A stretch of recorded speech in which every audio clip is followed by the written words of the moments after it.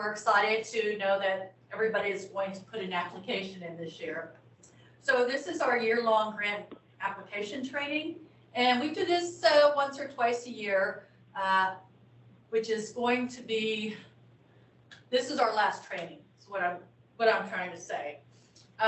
So with us today at the table, we have Lisa Losnes and Leslie Delacruz, and I'm Denise Knauer, and I believe we have Josephine Middleton and Kelly Campbell. I was waiting for acknowledgement.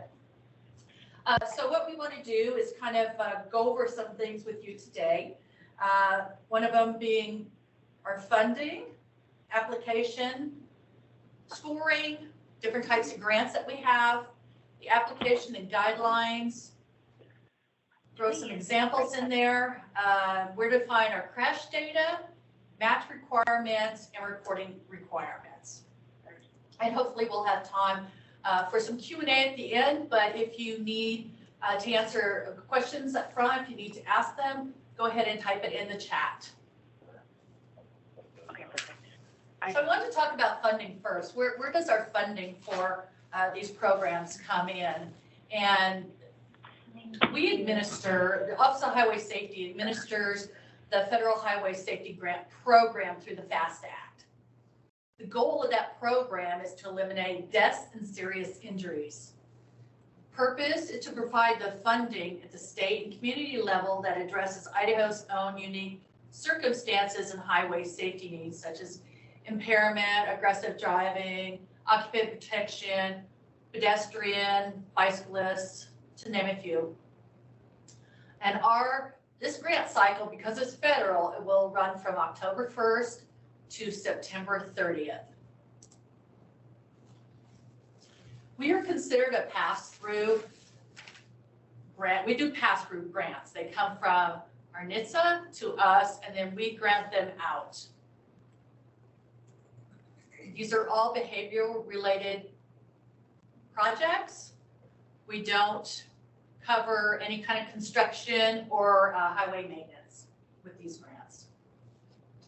So we always get a question when folks say, hey, I put in an application in February and it's June and I haven't heard anything. Well, this is kind of our timeline, and this is probably why you haven't heard from us. As you know, we've already put the grants out this month. Our deadline is the last day of the month at 5 p.m. MST. So we would like for you to put our application in and include the financial risk assessment and send it to this OHS grants at itd.idaho.gov. If you want to mail it, we don't recommend it, but it can be done. But anything after that date and time is not going to be accepted. So after we get them in, we go ahead and score them, prioritize them, and then we go ahead and put it in our highway safety plan. And that is those projects that we're going to recommend for funding. And then it'll go to our Idaho Traffic Safety Commission, and then on to our ITD board to approve. Once that happens, then it goes to our NHTSA organization, our NHTSA folks to then award it and approve it. Once that gets done, then you'll hear from us. We'll put out our award notifications, send it out to all the agencies. And if you were awarded last year, you must apply every year for this grant. So if you've looked at the application and you have it in front of you, you'll see that there's 3 sections. And when we score, this is what we're looking for. You can see there's points allocated to each of the sections. The first section is the application information. Pretty easy. What was the application turned in on time? Has it been filled out? Is complete? The section 2 is the meat of the whole grant. We'll look at, has the agency needs been clearly identified? Has the grant planned activities been clearly established? Does it include a timeline and a start and an end date? is the problem supported by state or local data and documentation? And when we get to section 3, we'll look at 20 points here. Is the budget realistic and understandable? Has the match been identified? The higher scoring projects we'll look at have the highest fatal and serious injury rates and will be given priority. And to reiterate, there is no guarantee of funding. So Lisa's going to talk about some of the types of grants that we have. So we've got several different types of grants that we offer every single year. Year-long grants, STEP grants or Selective Traffic Enforcement Project grants, task force grants such as DUI, could also be maybe a seatbelt or distracted driving type of emphasis grant. And then other grants, we've got year-long sustained outreach and education activities, which would be something that maybe a nonprofit might do, such as MAD or SAD or something like that. And then we also have what we call mini grants. Mini grants can be applied for at any time throughout the year, not just this particular grant period. So we kind of want to show you that there's a difference. Mini grants do not have to be applied for at this point. They're a one and done, a single project, single event, single piece of equipment, that type of thing. And then there's also mobilizations. So what we're looking at right now is the year-long STEP task force. That's what we're going to specifically be talking about. The year-long sustained traffic enforcement grants. For this one, it is a grant that would allow you to participate in all the mobilizations, do emphasis and mobilizations at times when you feel that it's best for your agency, when you may have special activities or something like that go on. It's overtime hours only for traffic enforcement. With all of the activities, a performance report is required. Any equipment that is purchased with the grant funds or as match, perhaps for the grant, must support the particular types of grant activities. So if it's a speed enforcement, a LiDAR or radar, something to that effect. If you were doing a DUI emphasis, you might be having to get a couple more FC20 life locks, as long as it supports the activities that are part of the grant. And then the performance, which we talked about. And always remember that 25 match is required, 25%. The next one is a STEP grant, which is different than a year-long enforcement grant. A STEP grant is a grant, a year-long also, but it's for regular duty hours. And it's for hours and activity, not for a position. You're not funding a position here, you're funding activity at regular duty hours. Any agency is eligible for this. Again, you must apply during the by the February deadline. As part of it, how it would work, this is just general. So if you have more specific questions, you can also contact us and we've got more information. But it would fund up to 80 hours, which would be a full-time hours. It could be an individual officer or several officers that complete these hours. Equipment that supports the STEP activity could be part of this grant. Education and training could also be part of it at the regular duty hours and could be applied to this grant. Performance is tracked for all the activity, and then again, a 25% match is required. The next grant is task force grants, which are related to a specific ID problem, such as impaired, aggressive, seatbelts, distracted, that type of thing. This would be overtime hours only, dedicated to that particular activity. Regularly scheduled emphasis over the year, so you could figure out when that emphasis would be, because it would be specific to your area and your needs. And then again, the performance activity is tracked and 25% match is required. The other one is a year-long, pardon me? Hey Lisa, looks like Corporal Mann has a question. Okay. He has his hand raised. All right. I can't see that from my computer. Hey, sorry about that. You able to hear me? Yeah. Okay. I just had a quick question before we went too far into it. When we're talking about the 25% match, what's included? What can be included in the match? What are we including in the match? Yeah. What can we as a department include? Okay, and that's a good question that we get a lot is what can be included in this match? What can you use as this match? One thing that you have to remember is the match, any match that you use has to be within the same grant cycle. So if it's equipment, it can't be equipment you bought last year that you're using as match for this year. It would be what you purchased this year. Match could be a hard match or a soft match. Hard match would be things like you've got mileage, equipment that you purchased that you're going to be using as match towards this particular grant. And then you've also got things like a soft match, which could be a percentage of the salary, the benefits. You know, we're paying for the time and the agency's going to match with benefits. Or you could also use a different officer as match for this same program. So you've got the officer that's being funded, you know, some overtime. Let's say they're out doing 20 hours of overtime or whatever. You have another person also working overtime, but not being paid for out of this grant. You can take 5 hours of their time and use it as match for this grant. So there's a lot of different ways that we can work with you to get the match that's needed. That help? Yep. All right. Thanks. So the other type of grant that we're also looking here is the year-long sustained outreach and education activities. NHTSA is really encouraging us to do more outreach, especially to underserved communities. And in Idaho, pretty much any rural community is underserved.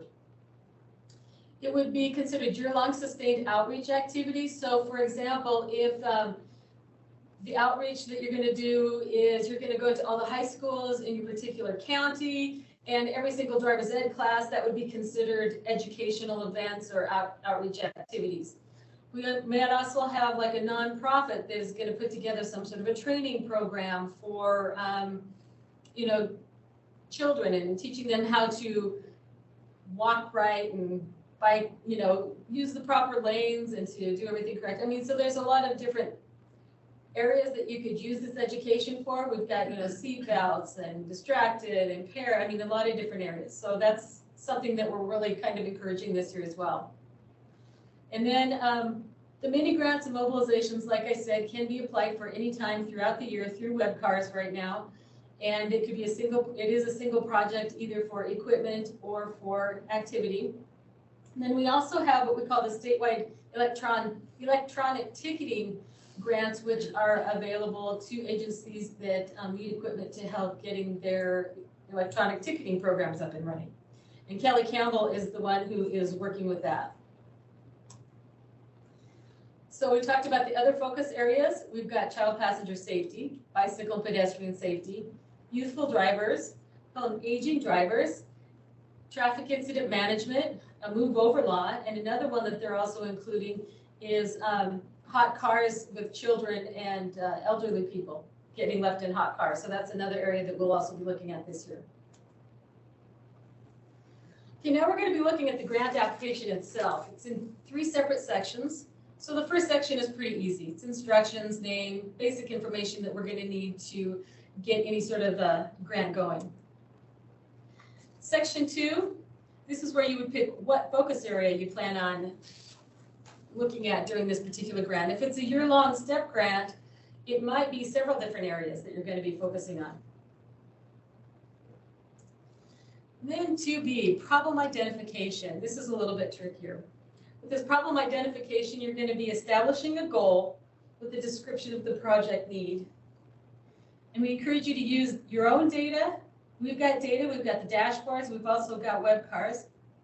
And then I'm going to turn this over to Kelly Campbell now, and she's going to talk a little bit further about the data and what you can use.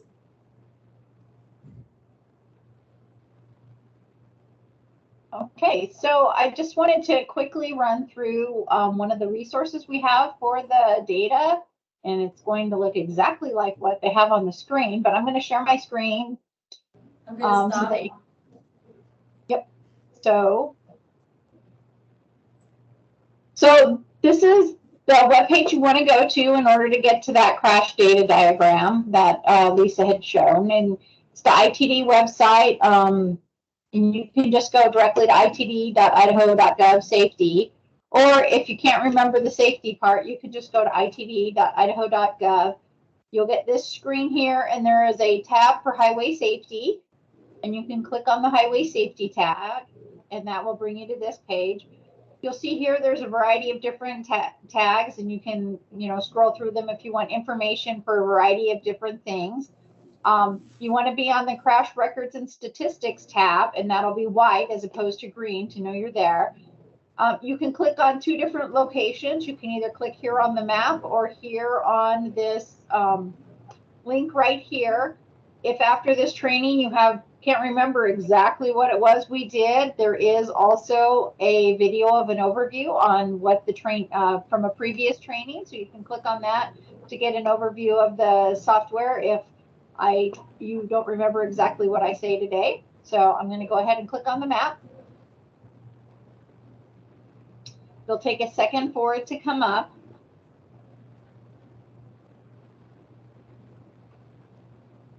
And it will bring up a map that is showing you a heat map that is showing you the locations of crashes. To go to your specific jurisdiction, you can select on the county if you're a county agency, or a city for any of the city agencies. So I'm just going to randomly pick Bingham today because I guess I feel like I want to go to Bingham today. You can also sort it down and select the severity if you just want to look at your fatal or serious injuries, but it's not really necessary with the way we have things set up. So now that you've selected your area, you can see that the map zooms into just your specific area. As you scroll down more, you'll start getting actual dots to show the number of crashes in those locations. And if you scroll down even more, it'll break it up so that you'll see the crashes individually. So this you can use this tool if you want to look at specific locations or specifically for the grants. And if you're looking at this for the grants, I'm going to go just directly to that tab. So if you click on the map view, the down arrow, you'll see that you have a variety of different, 5 different selections. If you go to the problem identification selection, it's going to bring up the information that looks just like what Lisa had shown on the screen. And this is your problem identification tab. Here you have all of the information that you need for your crashes broken down by our specific focus area groups. Right at your fingertips, super easy. You can even look on the table below. It has it broken out by percentages. So really, if you want to find out what is really my biggest area, you'll be able to find that. Now, this looks like it's set up as the percentage of fatals for the entire state, not necessarily for your county. So keep in mind, this would be in relation to the entire state. So that's where you can find really basic information. If you want a little bit more information just on that area, on your city or your county, you can click on one of the other tabs and look at the information that's provided on there. So 24% of all the fatal crashes in Bingham counties involve an impaired driver, and there were 15 people killed in the last 5 years. And that I forgot to mention. The date that we always run is a 5-year. And it's our most complete 5 years. I'm not sure why this is set up to say 1/1/2022, but it really is 12/31/2021. So we'll get that changed so it looks correct. But now you can scroll down. Of those impaired, 19% of all of the fatal crashes were involved alcohol. And there's just a variety of information. There's a couple of different tabs. You have your additional information, which will give you your road conditions, your light conditions, the weather. So, and this is specifically for all types of crashes. We also have built multiple dashboards to focus in on other focus areas. So we have aggressive driving, bicycle. One of the things that you may let other people know is we have a tab that is specific to our CPS child seat check stations. So if somebody asks you where they can go to get their child seat checked, we have a map that has the locations, and you can also click on the location details that provides a spreadsheet showing, or a grid showing all the locations where people can have their child seats checked. If you want, you can download this file clicking here, and it downloads it in a CSV that can easily be imported into an Excel spreadsheet. The other one that I always like to point out because, well, it's pretty cool too, is our Safe Routes to School. And this might be of interest to the school resource officers. We have the Safe Routes to School page where you can look at the information. What's the purpose of the Safe Routes to School? Who, so it describes information about who's involved, such as the ages, the vehicle types that are involved, the when. This is your statistics of the time frame. So what time of day, what years, day of week, so which is the most common day of week, month.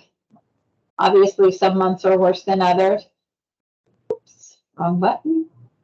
Where, this would tell you where they are. So it's broken out by school district. So if you know your school district, you can click on your school district and it'll zoom in to the school district you're looking at. And then you can get an idea of where the crashes are happening within that school district. And then it'll provide information about that specific school district. So those are a couple of our specific dashboards we've created.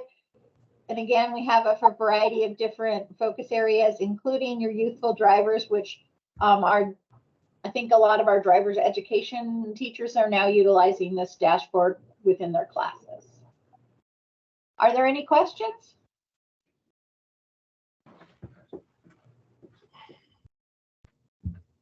Okay, I'm going to stop sharing my screen then. Did I leave anything out?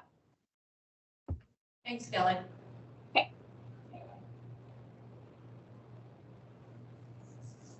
Okay. Okay, so now that you've figured out where you can go get your data, it's time to put together a goal. And this is just an example of some ideas for a goal.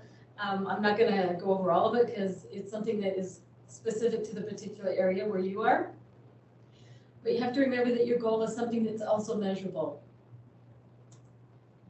The next thing that we have in our grant is the grant implementation, which is summarize how your agency or organization plans to implement the grant and how the grant project will aid in achieving your goals. So this is the how. So this would be explained to us what you plan to do. So if you have a DUI task force grant, for example, you might say, during these particular times, we plan on doing this, and we're going to do that, and we're going to do some education here, and we're going to post social medias. And I mean, how are you going to do this to make sure that you're going to try to achieve the activity that you're talking about and to get to the goal that you decided? And we will make this PowerPoint available to all the agencies. We'll email it to you so that you have access to it and you can spend time going through these examples a little bit more thoroughly. The next thing is grant activity summary. We want to know what your timeline is, how you plan to spread it out over the year, if it's going to be all at once, however that happens to be. And this is just a real simple example of if someone has a year-long emphasis, this is where they're going to be having some of their emphasis. There's some concerts, there's a corridor that they're going to be taking care of, there's going to be events, that type of a thing. And then the assessment performance evaluation. How are you going to find out if you've met your goal and the success of your grant? There's some more information about to give you some ideas of what that might look like. And then the last section is section F, and that is any attachments. So if that would be considered as part of your financial your attachments would be your financial risk assessment, which you turn in with your application this year. If you want to provide any visuals such as maps, you can provide letters of support, groups, if there's a commission or a council that supports this grant for you, if it's a parent-teacher organization, if this happens to be something that's going to be with youth, anything like that.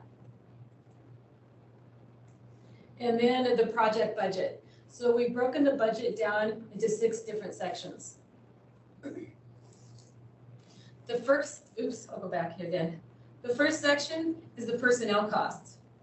And that would be overtime or straight time or the percentage of benefits, anything like that that is with personnel costs. Travel would include lodging and per diem, the mileage rate. We do not pay for time while someone is traveling. But for everything else that would be involved with it. Contractual services would be if you brought somebody in, let's say you bring a subcontractor in to do a training or a class or something like that, that would be a contractual service that you would have as part of your grant. Consumables would be any sort of hard types of stuff, equipment, copying, books, manuals, LiDARs, radars, anything like that. And then direct costs would be other types of costs, such as if you are going to a conference, you're going to be going to a Lifesavers conference or a DRE conference, something like that. The conference fees would be considered a direct cost. And then an indirect cost would be something that would first have to be substantiated by the grantee, but it would be something that would be negotiated with our office if that was something that you were looking for as well. We talked about the match a little bit, but this is just kind of a reiteration of the types of match. You could have personnel matches, travel, consumables such as hard things such as equipment and items and things like that. But also down below, there's a note that says match can only be costs that are eligible under NHTSA funding. So we couldn't really go out and use an office building or your space in an office building as a match because that cannot be funded under NHTSA, so it couldn't be used as a match as well. This is just an example of some of the items that might be put onto a budget worksheet. So you'll have this when you get a copy of these PowerPoint presentations, so you can kind of see what that breakdown is as well. Reporting requirements for a year-long grant, a quarterly report is due, and it would be due the 15th after the end of the quarter, the 15th of the month after the end of the quarter. And then claims should be submitted no less than quarterly. We encourage you to submit them monthly. It's just easier to stay on top of them, but no less than quarterly if there isn't as much activity. And then we do ask for a final evaluation, so there isn't a fourth quarter report that's required. In lieu of a fourth quarter report, we've got the final eval. Additional resources, we have webcards, which is one resource that you can go to that we do all of our mini grants through right now. And also all of our mobilizations are also under webcards. For the funding, so you can get your numbers and your goals. These are a couple of the spots that Kelly went to, the itd.idaho.gov/safety. Another one that you can go to is shift-idaho.org, which is all of our materials for outreach and education. There's handouts, there's things that can be downloaded, videos, items that can be ready used for Instagram, Facebook, getting information, getting the word out about your programs. And here's our contacts. You're welcome to contact any of us if you have any questions. All the grants officers can answer any question about the application process. And then we also wanted just to do a little plug for ourselves that our Office of Highway Safety Summit is in Coeur d'Alene this year, April 11th through the 13th. Registration is open, so I encourage you to go on there and register as soon as you can because any rooms are going to go pretty quick this year. Okay, do we have any questions?